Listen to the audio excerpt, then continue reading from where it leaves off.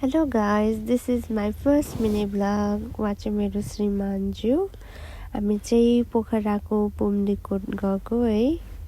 यस्तो राम्रो ठाउँ कि यस्तो राम्रो ठाउँ, आई कान्ट एक्सप्रेस एनिथिङ।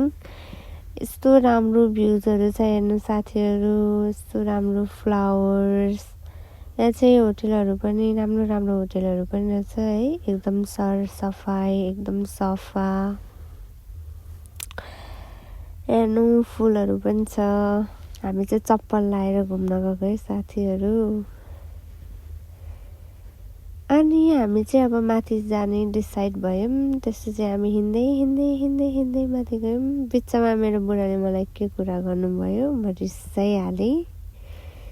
त्यसपछि हाम्रो यात्रा सुरु भयो पुम्डीकोट मन्दिरको। हामी मन्दिरमा जानको लागि चाहिँ माथि गयौँ। यो चाहिँ शिवको मूर्ति सबैजनालाई थाहा नै छ। यहाँ चाहिँ यति धेरै मान्छेहरू थियो कि गाइजहरू कुरै छोडौँ। यति धेरै मान्छे फोटो खिच्ने, भिडियो बनाउने, टिकटक भिड थियो। तपाईहरू पनि यहाँ जानु होला यदि पोखरा जानुहुन्छ भने। त्यसपछि चाहिँ हामी दुईजना लाग्यौँ लेक साइडतिर।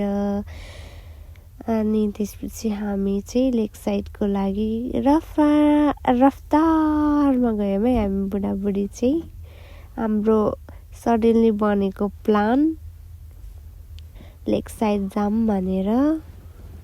त्यसपछि त्यहाँ एक दुईवटा भिडियो बनायौँ। त्यो पनि एकजना दाइलाई रिक्वेस्ट गरेर बनाउन लागेको।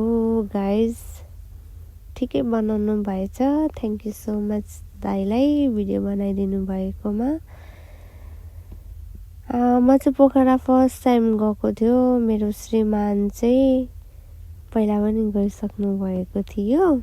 मलाई चाहिँ एकदम रमाइलो लागिरहेको थियो।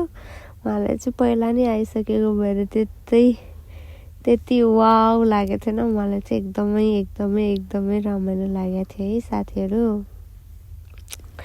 चप्पलमै भए पनि हामी घुम्यौँ। पोखराको लेक साइड पनि हामी चप्पलमै घुम्यौँ है गाइजहरू। Okay, see you on next vlog. Thank you for watching.